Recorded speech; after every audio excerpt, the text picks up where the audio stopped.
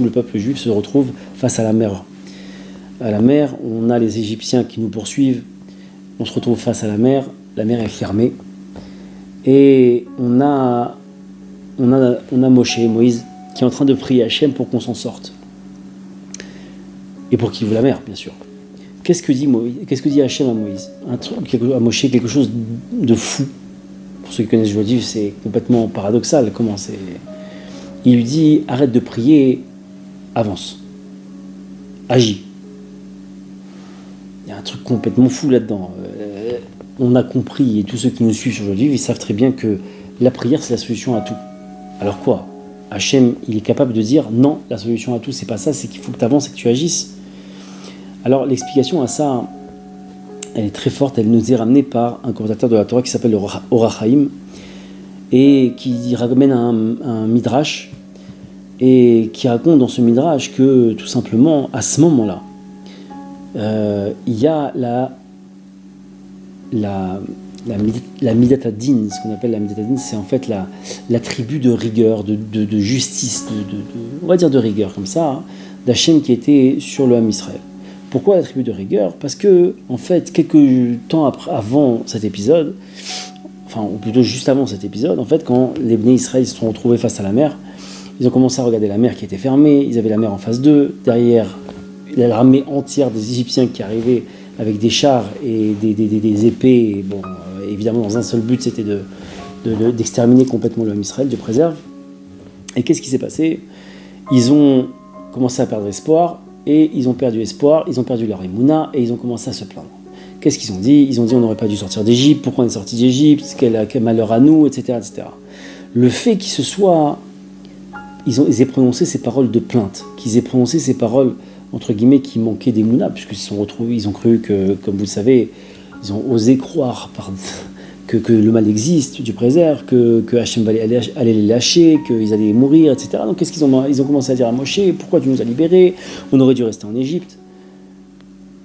Et à ce moment-là, ça a déclenché dans les cieux une accusation sur l'âme Israël, le peuple juif. Alors qu'est-ce qui s'est passé? On voit que Moïse, il a commencé à prier à Hachem. Hachem lui a dit une chose, il lui a dit arrête de prier et avance, et agis. Le Midrash, il explique qu'à ce moment-là, donc, la mesure de rigueur, elle était sur le peuple juif, et que cette mesure de rigueur bloquait l'accès à la miséricorde d'Hachem. Hachem, qu'est-ce qu'il a dit à Moshe en vérité? Il lui a dit, regarde, il y a une accusation sur le peuple juif, il y a la mesure de rigueur qui est sur le peuple juif, et aujourd'hui, même si je le voulais, en tant que même juge, devant un accusateur qui a des vraies raisons d'accuser, qu'est-ce que tu veux que je fasse? Il me faut un argument pour pouvoir vous laisser partir, vous protéger, vous faire un miracle. Il faut que tu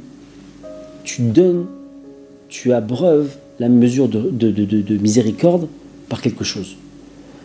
Et le conseil qu'a donné Hachem à Moshe, c'est une chose. Il a dit la seule façon de faire remonter la mesure de miséricorde par rapport à la mesure de la justice, de la rigueur, c'est d'augmenter vos signes d'émouna, vos actes d'émouna, vos actes de foi. Et c'est ce qui s'est passé.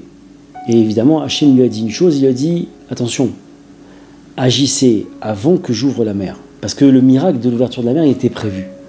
Mais le problème, c'est que si la mer avait été ouverte avant qu'il y ait une action d'émouna, de foi, de la part des Béné Israël, qu'est-ce qui se serait passé?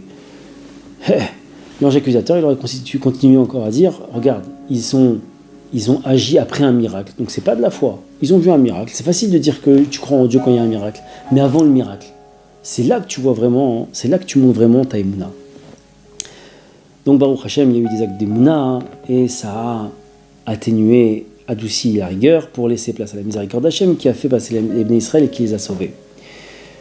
Pourquoi je vous rapporte ça ce soir? Parce que c'est un principe qui est très très important, c'est de savoir quand on est dans une situation difficile, quand on est dans une situation, où on sent qu'il y a une lourdeur sur notre existence, sur ce qu'on vit, on sent que c'est dur, on sent qu'il y a des épreuves qui s'enchaînent, on sent que vraiment il y a des choses.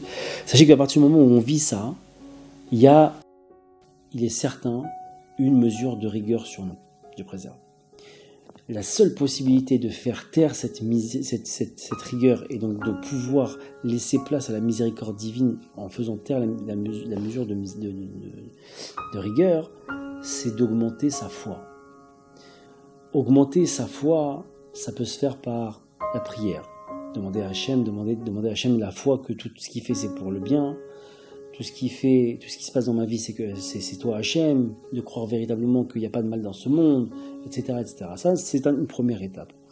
Mais l'étape la plus puissante, effectivement, on l'a plus souvent dit, mais il est important de le redire encore une fois. Le booster, la puissance la plus forte, la preuve la plus évidente de l'émouna parfaite d'un homme, c'est le fait de dire merci.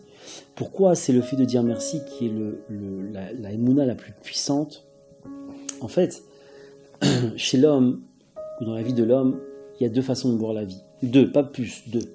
La première, c'est la raison, avec tout ce qu'on les oui-dire, avec ce qu'on a appris dans notre éducation, dans notre façon de vivre, dans la société, dans l'université, j'en sais rien, enfin tout ce qu'on a vécu dans notre vie, tout ce qu'on a appris, l'apprentissage qu'on a eu dans notre vie, ça c'est comme ça qu'on peut analyser une situation, entre guillemets, humainement parlant.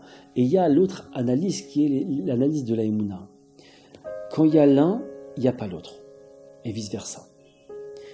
En fait, le fait de dire merci, c'est le signe que je dis merci à quelque chose de complètement illogique. La raison me dirait de me plaindre. Qu'est-ce qui peut m'amener tout de suite à la foi, c'est d'utiliser quelque chose qui est à 100% contraire avec la raison. C'est quoi? C'est de dire merci pour les preuves que je vis. Pas que merci pour les choses qui me plaisent. Merci pour les preuves que je vis et la chose qui me triture intérieurement, qui me fait, entre guillemets, souffrir, on va dire ça comme ça. Si j'arrive à dire merci sur ça, alors je me suis mis à l'inverse, à l'encontre complètement, à 100%, à l'antipode de la raison. Et qu'est-ce qu'il y a à l'antipode de la raison? On a dit c'était la foi. À partir du moment où je suis arrivé à la foi, à ce moment-là, j'adoucis la rigueur. Et quand j'arrive à adoucir la rigueur, je peux laisser place à la miséricorde. Et donc place à la délivrance, place au miracle, place à tout simplement Hachem. Bien que la mesure de rigueur aussi Hachem, mais en tout cas la miséricorde d'Hachem.